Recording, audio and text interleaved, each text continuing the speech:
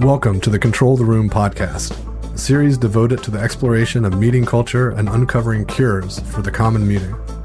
Some meetings have tight control, and others are loose. To control the room means achieving outcomes while striking a balance between imposing and removing structure, asserting and distributing power, leaning in and leaning out, all in the service of having a truly magical meeting. This episode is brought to you by Mural, a digital workspace for visual collaboration. At Voltage Control, we use Mural to facilitate engaging and productive meetings and workshops from anywhere. Mural gives teams the means, methods, and freedom to collaborate visually. Use their suite of facilitation superpowers to control the virtual room and solve tough problems as a team with their pre-built templates and guided methods. To see for yourself why companies like IBM, Atlassian, and E-Trade rely on Mural, start your 30-day trial at mural.co. That's mural.co.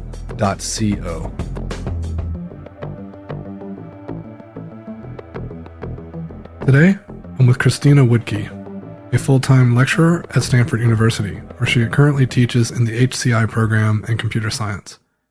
She is also the author of the business fable book Radical Focus, which she uses the power of story to build a new approach to OKRs, the team that managed itself on creating high-performing autonomous teams, and Pencil Me In on using drawing to make better businesses and products. Welcome to the show, Christina. Thank you so much for having me. I'm honored. It's great to have you. And, I think it'd be really fascinating to hear your story. How did you get into this work of, writing books and, teaching HCI program? How does one find their way to that space? I don't know what other people do, but I took the Scenic Route. I went to art school, believe it or not, after I grew up in Iowa. And I applied to a bunch of liberal arts colleges, but I was pretty depressed at the time. I had a rough teenage years, and I didn't get into any of them. And my great aunt said, there's this great art school down the street, KCAI, and I went there. My parents thought I'd only go for a year and then transfer to a real college, but I fell in love with it. And it was an amazing place. And I finally found my weirdos. I was a weirdo among weirdos, and it was just a really wonderful thing. And after graduating, I put a junkyard engine into my grandmother's Buick and drove to California because they don't have snow. I was like, New York, California, California, New York. So I went out to California planning to work in tech. And somehow I ended up painting and waiting tables for a while. And then the web came along, and a friend of my boyfriend at the time said, hey, do you want to build a Yahoo killer?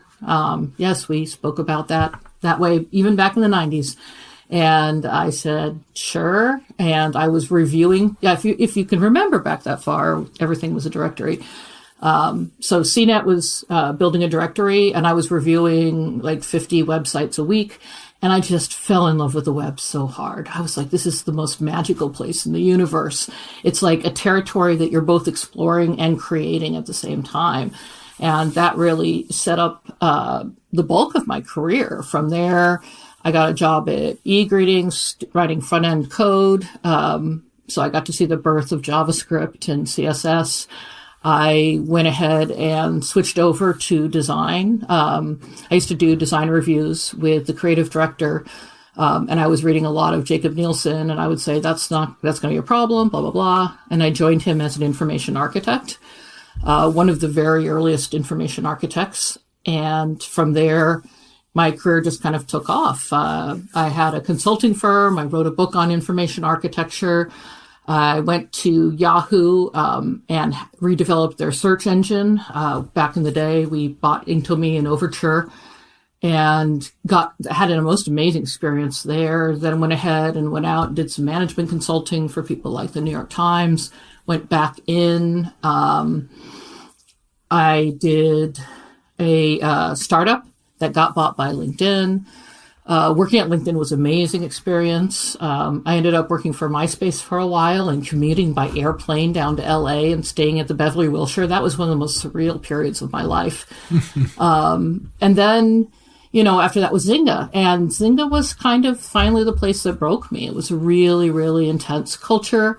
I had a small daughter at that time, and I was like, I don't want to miss seeing her grow up. So I thought, okay, what am I going to do? And at Zynga is where I learned how to use OKRs.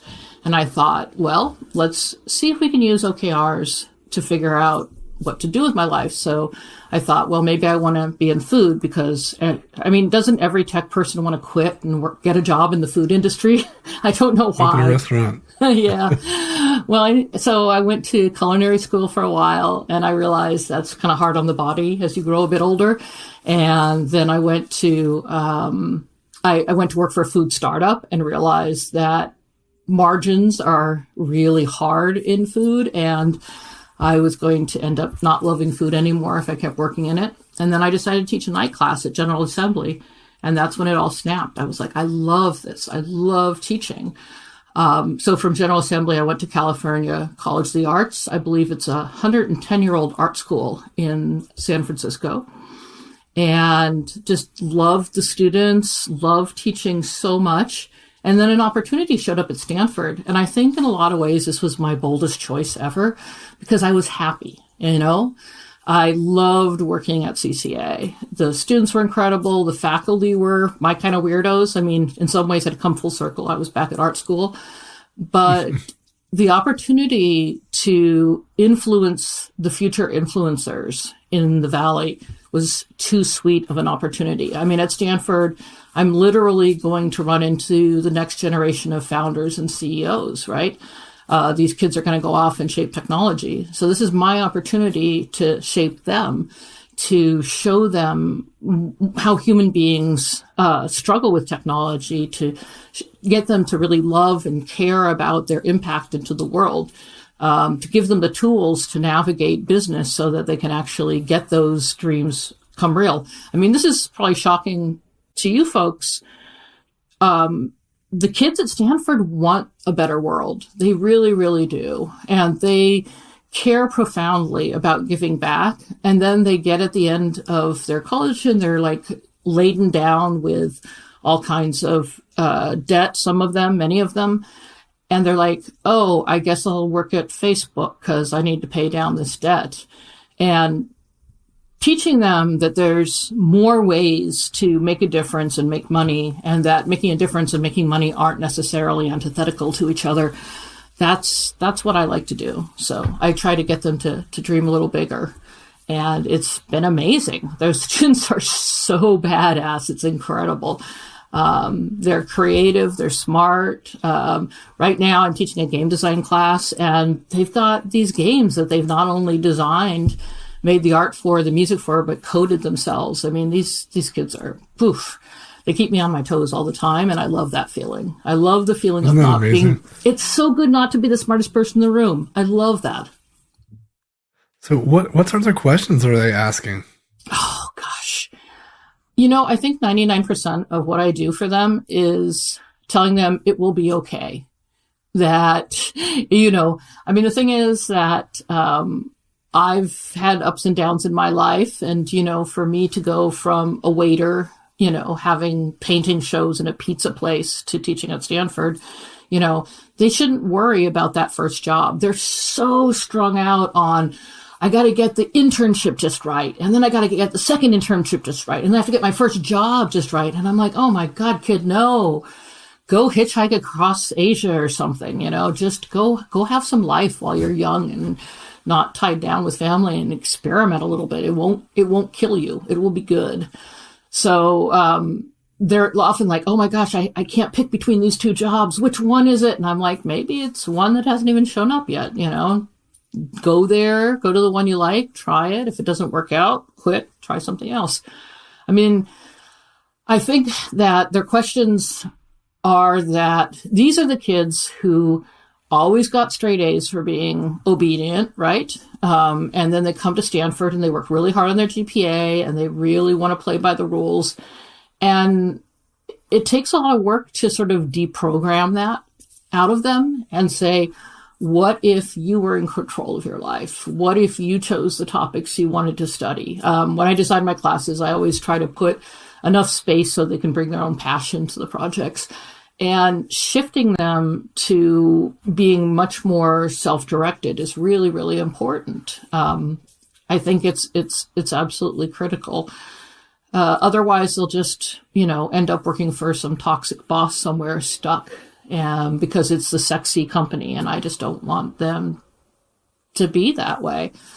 So they ask questions about, what's it really like? Should I be a product manager or a designer or an engineer? And I'm like, you could be all three. I have. You can change your mind later. It's okay. So I think a lot of their questions are, what is it like out there? And I'm like, it varies. But if you don't like one spot, that means there's another place that might be just perfect for you. I love this notion of helping deprogram them around this, like, what's this notion of success, and how they can take a little bit more control of things and not just be victim of a system. I think about classrooms, and, I have a daughter who's 14 now, and I think so much about how so much of school is about getting you to behave, and it's a very colonial attitude. We're making good little soldiers. And so that's not what we need right now. We don't need people who know how to obey. We need people who can question the status quo and can make things better. And if your CEO comes up with something that's like really morally questionable, they need the tools to be able to question it effectively. Because if you don't know how to do good argumentation, which is a huge part of any class I teach, then you just stop being invited to those meetings, and you don't want that. What you want to do is have enough ability to be persuasive and be able to show people new paths as well. So I sneak a lot of life lessons into my classes, I'll admit it. So, we talked a little bit in the pre-show chat just about, your aversion to online teaching, prior to the pandemic, and now being forced to kind of explore that and work through it, you're noticing you're forced to get good at it. So I'm curious, like, what you've learned and what other things you might be able to share as far as what others can learn from your experience. Oh my gosh, yes. So it's interesting because I have both corporate training, which lets me afford to teach. I joke that my corporate training supports my unfortunate teaching habit because I love teaching. But even at Stanford, where they pay you, very well, Palo Alto is a very expensive place to live. So it ends up, coming out in the wash. And so I've had to think about what is the difference between a class that you're giving online that's required and the students are going to show up, or an elective where it's fun and interesting to them and they're there because they're committed. And then with the corporate trainings, you've got a bunch of folks who, some of them are probably very excited to hear you talk, and other ones are like, oh my gosh, what is this Silicon Valley bullshitter going to try to make me eat now?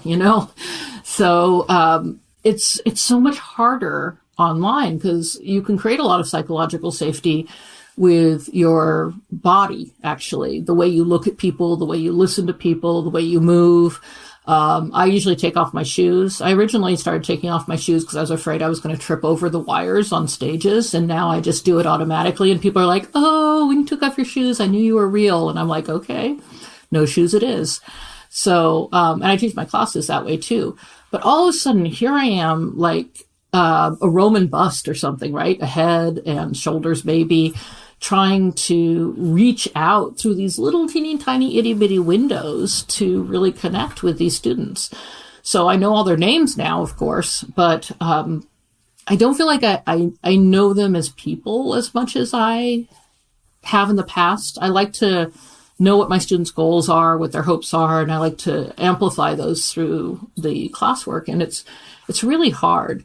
However, what is good about it is I think that I really switched even harder into active learning, which is with the students, you don't lecture very much. Put up a lot of pre-recorded stuff.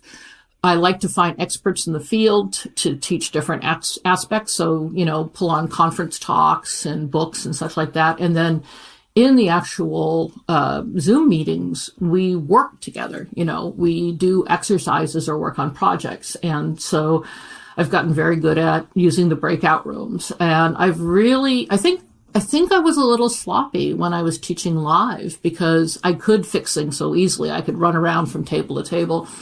And this has caused me to be a lot more thoughtful about what is the best exercise that will show them the value of the knowledge that I've given through a reading or a conference talk.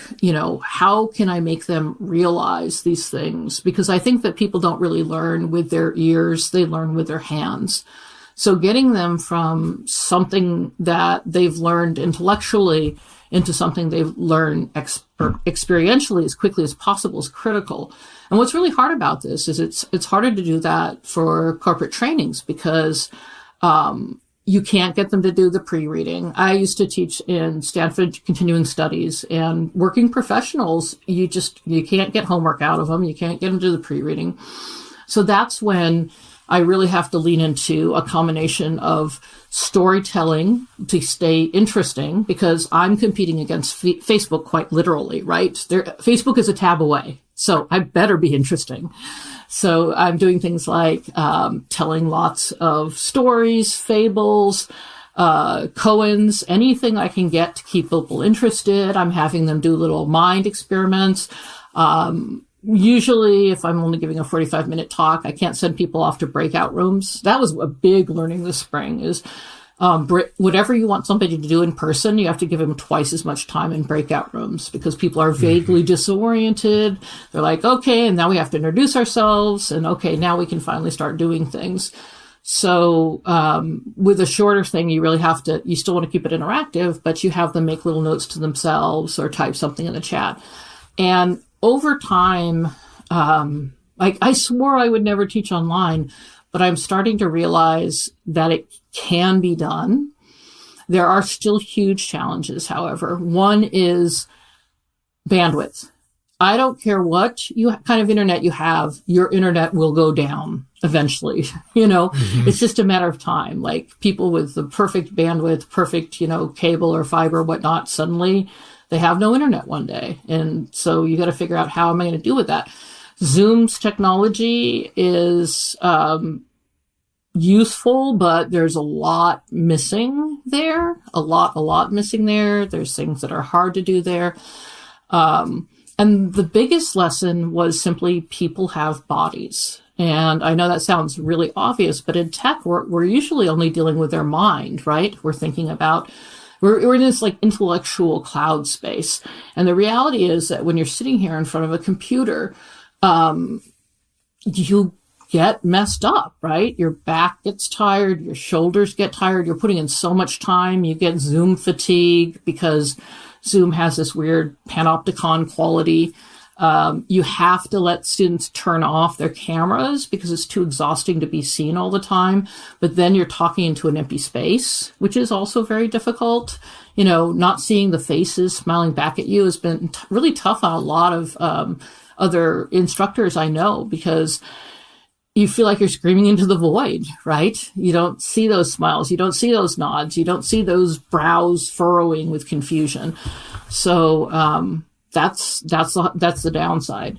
So I think as we move forward, these tools are now blossoming really quickly because suddenly they have so many users who are just banging away at them really fiercely. So I think things like Zoom are going to get smarter. What we need to figure out, though, is what is our relationship to these boxes on our computer that we're locked into for so many hours a day. I think it's time for us to just acknowledge that no human being should be in front of a screen for 8 to 10 hours a day. That's just not healthy. So I'm hoping that we get to a point where we find a better balance in our relationship with our technology, because COVID forced us to swing to the far end. We were kind of heading that way, and now it's so quick. Maybe we'll take the time to say, okay, is it time for me to go outside? Is it time for me to get a walk? Is it time for me to do a little yoga? And start building that into our lives, because I'm going to physical therapy, and my physical therapist is like, oh my God, we're just slammed. Everybody's got back problems. Everybody has shoulder problems. Everybody has RSI. It's just incredible. So I think it's time for us to recognize that human bodies are a part of the equation, and we aren't machines. Like a few things really jumped out to me. This notion of how the preparation is so much more necessary in this virtual world, because like you said, we have so much experience of holding space in a room that if something went sideways or not perfect, we could react pretty easily. But in the virtual setting, so much can just easily fall out of control, and so we had to plan for lots of things, and we had to make sure we got the right activities, etc. And that thing you touched on at the last bit there around being confined to this like small little area, and that's the area by which you're still in the screen.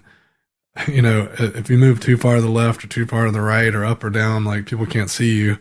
And so we're kind of constrained to this like viewport, and that's not how things are in the physical world. So, we quickly learned that you couldn't have an 8-hour workshop online because it crushes people. Yeah. But you're also touched on this.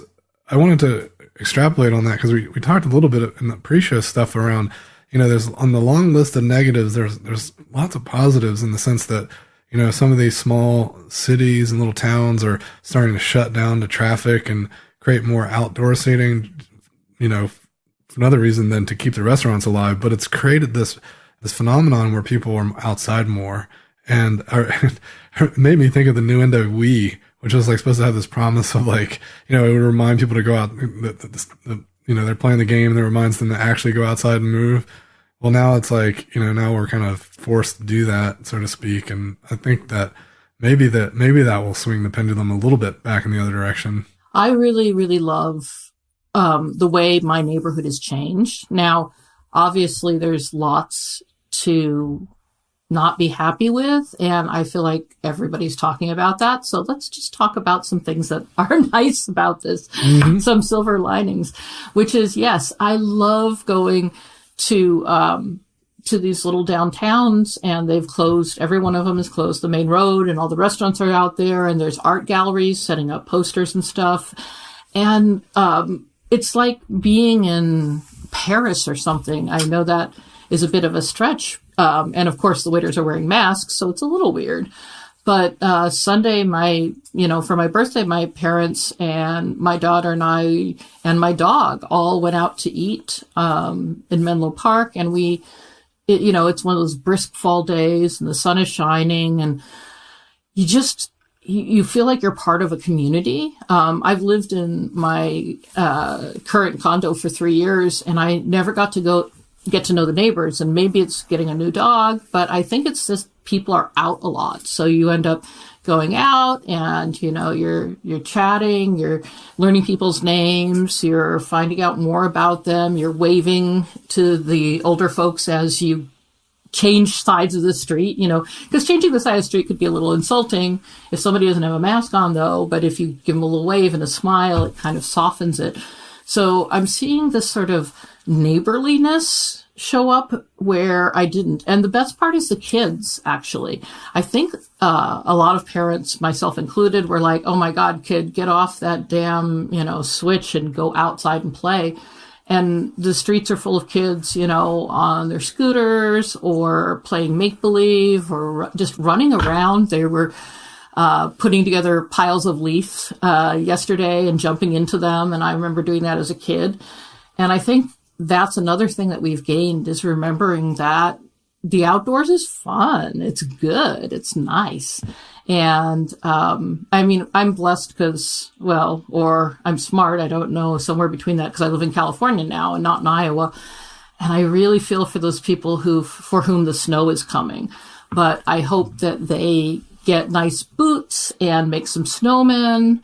And I discovered the other day, it was kind of cold, and I put my mask on, and it keeps your nose warm. So, maybe that's too Pollyanna-ish, but I think that, it's really important because this pandemic that should have been an incident has become a marathon. And if it's a marathon, we're going to have to figure out how to navigate it.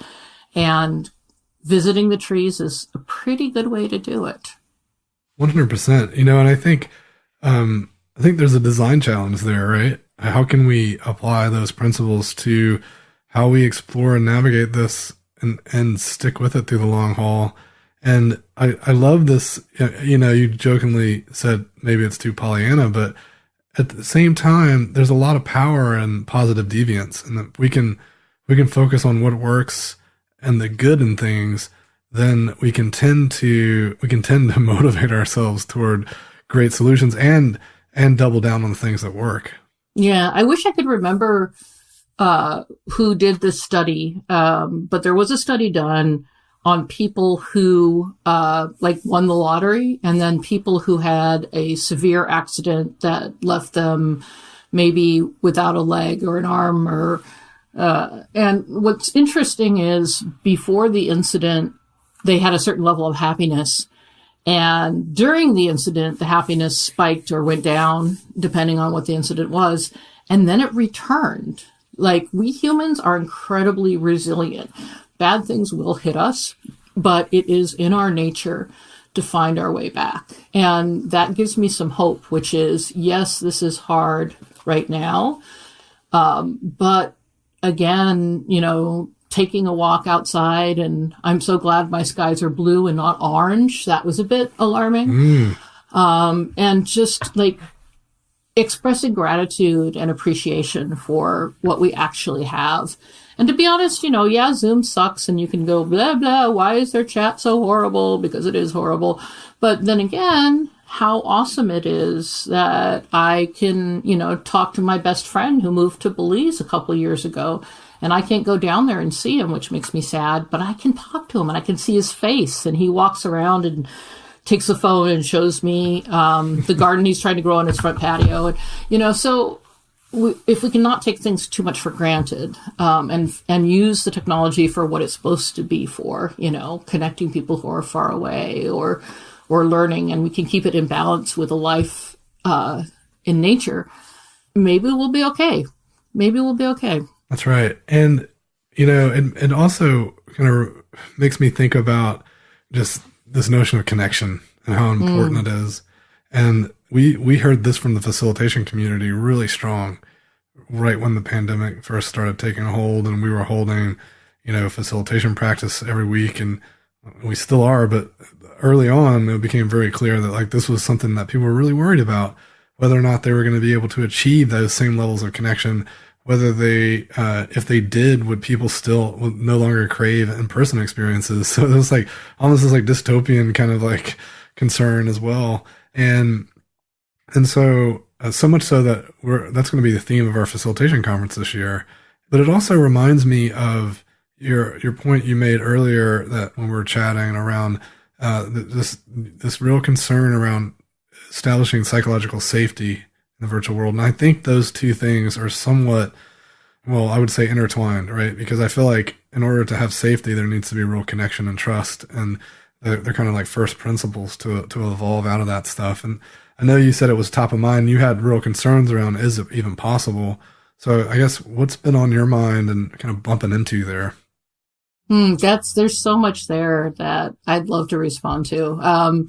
So first, I'm lucky enough that I was invited to join a small group of facilitators to talk about how can we move this to online. And what happened is this small group became friends. We did it out of desperation, right? Quick, let's figure out what's a good platform. How do you charge? Everybody expects you to charge less when you're, you don't have to travel, but where's the real value and how do you explain value? The emergency stuff first. But pretty soon it became, how are we making sure that we're bringing more diversity into, our talks? Even if you're a white dude being the one who's doing this job, how do you make sure that you're referring to people of color who are quotable? How are you making sure that you're showing that inclusiveness through your talks? And so this this thing happened that wouldn't have happened unless we'd had COVID. Like, all of us would have been in our own little tiny planets. And I know that you're used to the community of facilitators, but this group would have all been in their like little rooms going, I'm doing it right, and charging all sorts of different things and caught in their usual loops, and pulling us together that way. And I really want to thank Bruce McCarthy. Shout out to him. He's the one who put it together. It's just, it's been a precious gift on so many levels. So there's that.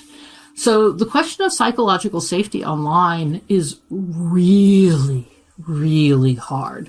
So if you're not familiar with psychological safety, the easiest way to explain it, and I definitely recommend Amy Edmondson's book, The Fearless Organization. Oh my gosh, that book is so very good, so good. You can read it all the way to the end. Like, there's no filler. But psychological safety is simply, if you're on a team within a company, you feel comfortable disagreeing with your boss. You feel comfortable putting out a weird idea. You won't be shot down. You won't have a pile-on. And by a pile-on, I mean, if you've ever been online and you said something stupid accidentally and suddenly 15 people are telling you how stupid you are, that's what I'm referring to. So online is actually very unsafe right now between Twitter and Facebook. When I worked at LinkedIn, one of the toughest things we had to struggle with is that people are really uncomfortable sharing links or even asking questions to other professionals because they don't want to seem stupid or uninformed, or am I the last one finding this article that everybody's already read? And we had to work hard to figure out how do we make that acceptable, because the stakes are so high professionally. And with the students, the stakes are also high because they want to get an A. So they come into this situation. They don't know me. They don't know the teaching team. They're wondering what kind of person I am. And am I one of those people who's going to say, keep all your cameras on and you have to be on exactly on time to synchronous classes? And meanwhile, a bunch of my students are like in India or Thailand. They're forced to become nocturnal just to attend the class. So first of all, starting to make students aware that there are a bunch of things that I know about them. Like, I know they're in different time zones, and I know that they have different situations, and I know that some of them don't even have a safe place to study, and I know some of them have riots literally across the street from them. Last spring, somebody lived across the street from a grocery that was burned down during one of the protests. And letting them know that we believe that we know we're in weird times and we're here to help. So that's the promise, but nobody will believe a promise until they see it happen live. So it's actually really important to, if there's a mistake you make, I get my TAs, that's what I mean by the teaching team, to correct me. And I'm like, oh, thank you so much. That was great. And showing up early and talking small talk, like talking about a game I just played or a movie, more importantly, ask them about something that's caught their interest so they know I care about them as a person. Stay after on the Zoom meeting so that, again, you can have those questions answered. You have to walk the walk. And I would say about halfway through the class, it really takes longer than you think it does. They really truly believe that I and my teaching team are committed to their success. So getting that translated into a corporate setting is hard. I mean, if you have remote teams that you meet with every week, you can do that. You can, continually reinforce psychological safety in your own behavior as a team member or manager. But if you just have one of these, let's pop in and give a talk, or do a workshop online, it's a lot harder. So I'm lightly dyslexic and really bad dyscalculia, and I'll go ahead and acknowledge mistakes. Like, me acknowledging a mistake makes them more comfortable knowing that if they ask a question or if they make a mistake, that it'll be like, oh, good, we just learned something. That's great. And so I try to create moments for them where I am human for them and let them know that I'm a human being. Maybe it's a picture of my kid. If my cat jumps on my lap, I go ahead and lift him up so everybody can look upon his beauty. Just making yourself into an actual human being is a great first step. You're also going to be working on a second edition, or you're in the process of working on a second edition of Radical Focus. And I was really curious to hear about kind of what changes you have in store. 'Cause I'm sure that especially observations through this giant experiment we're all in right now probably impacted some of the things, especially the fact that we're also reactionary right now. Yes, it's absolutely. It's funny because I started it before COVID, but as you might imagine, there have been some surprises in my work life lately. So the reason is that when I wrote the first one, I was mostly working with startups. I was advising startups. I was writing it around the time I was still trying on, working with a food startup and so on before I got really deeply into teaching. And it has a small company perspective, right? The fable is about, two Stanford students. This is before I was even working at Stanford. Two Stanford students who go ahead and have a startup. And so what came out of that is I had no idea OKRs were going to take off the way they did. I had a gut feeling that it might be true, but I really wrote it because I'm so grateful to OKRs for helping me get my life pointed in the right direction. I used it in the startups I advised, and it always helped the startups. And I thought, this is something I want to get out there, because my policy is if I find something good, I always write about it and put it out in the world. And so what's happened is a lot of big companies have started adopting OKRs left and right. And so the question is really the same question that Eric Ries had to face with Lean Startup, is a lot of big companies wanted to be lean, right? They wanted to move to a culture of experimentation. And so when you start to look at how do OKRs work in a big company, that's hard. Like, you cannot cascade. I had talked a lot about cascading OKRs because that works great when you cascade 3 levels max. If you're cascading more than that, it's a nightmare.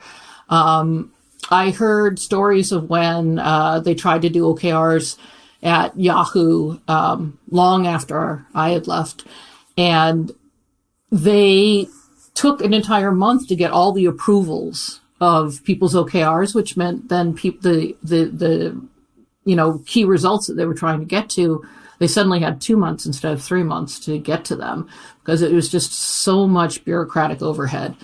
So, having worked with a ton of clients over the last 5 years, we've managed to tweak them enough so that if you're a big company, you can really work on alignment rather than cascading, which is a lot more effective. But in order to do that, you have to have empowered teams, which is absolutely critical as well, because you can't do command and control and have OKRs. It just doesn't seem to work. Marty and Kagan and I have had quite a few conversations about this, which is, both of us really thought, I don't know if you're familiar with him. He wrote Inspired, which is the best book on product management. Sorry to my other friends who wrote books on product management. But it was the one that I read when I first did product management and helped me so much.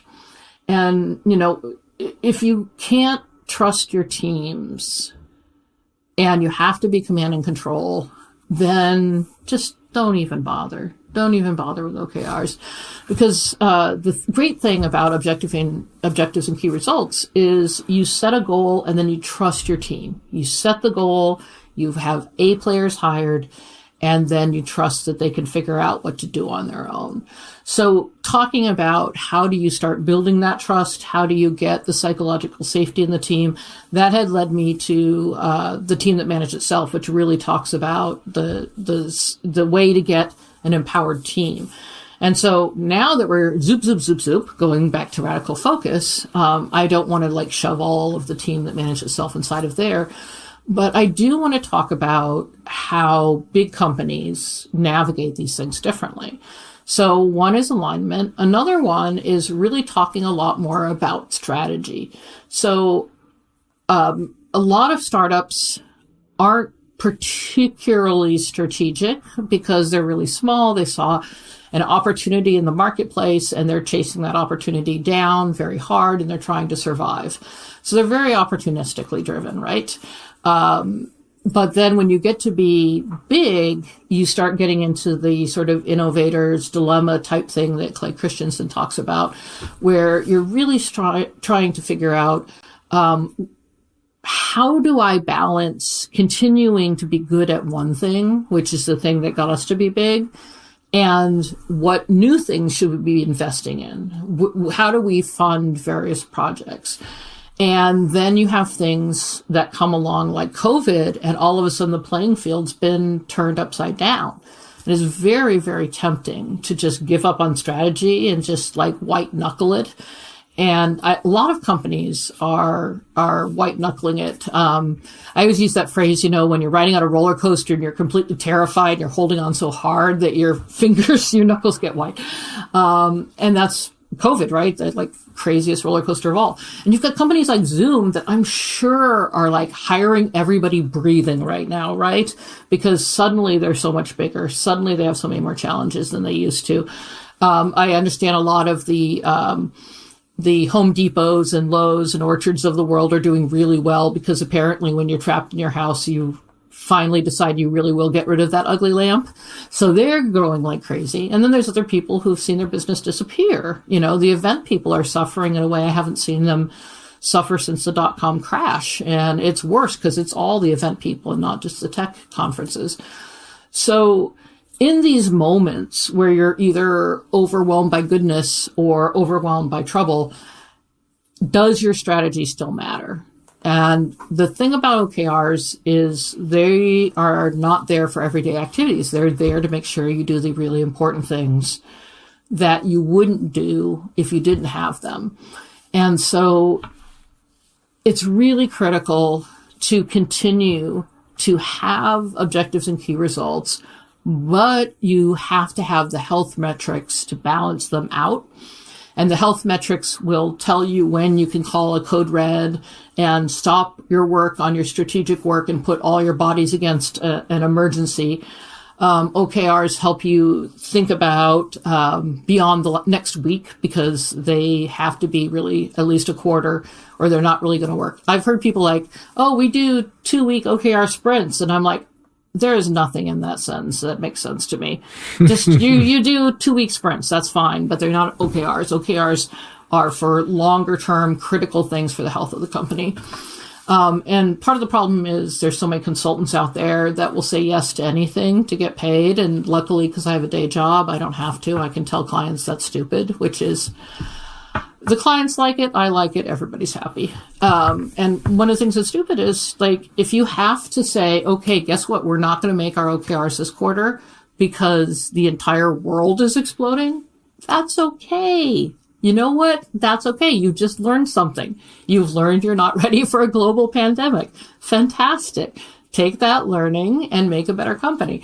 It's all good as long as you're learning. It's all bad if you're just reacting and flailing about, We want you to be waving, not drowning in this situation.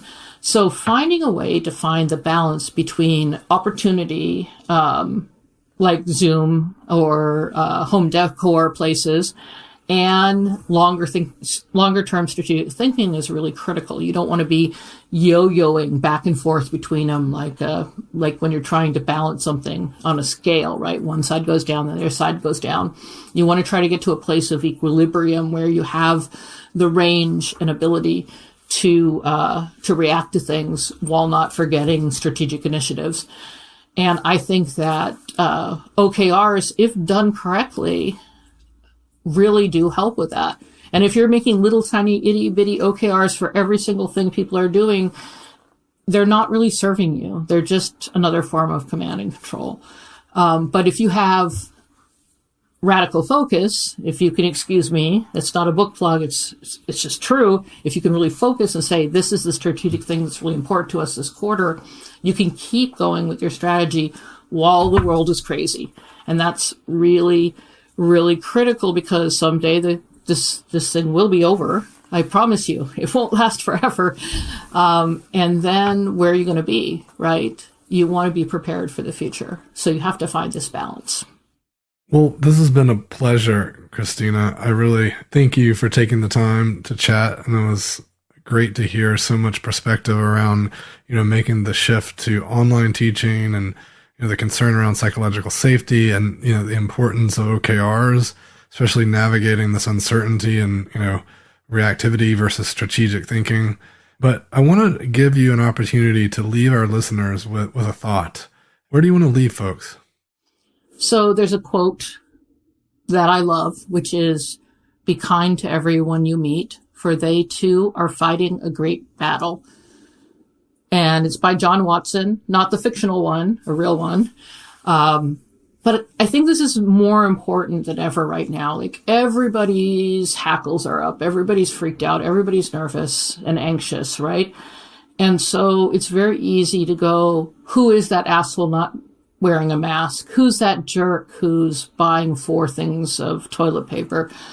And just slow it down. Maybe the person who's not wearing a mask usually wears a mask and they just forgot it that day and they're feeling really embarrassed. Maybe the person buying all that toilet paper has 14 kids. We don't know. So it's a really good time to give everybody the benefit of the doubt and just be kind to each other. We need each other more than ever right now. We need to be humane to each other. And everybody who's out there who is like, oh, I need to know whether or not my employees are working because they're home all day. No, just no. They're also trying to get their kids' homework done. They're trying to, take care of their family. Maybe somebody has COVID. Just, set them goals and let them make it. And if they don't make it, be understanding, because things are hard. So just be kind. Just be kind to everyone you meet. That's all I can tell you, because that's what's going to get us through this. Thanks for joining me for another episode of Control the Room. Don't forget to subscribe to receive updates when new episodes are released. And if you want more, head over to our blog where I post weekly articles and resources about working better together. voltagecontrol.com.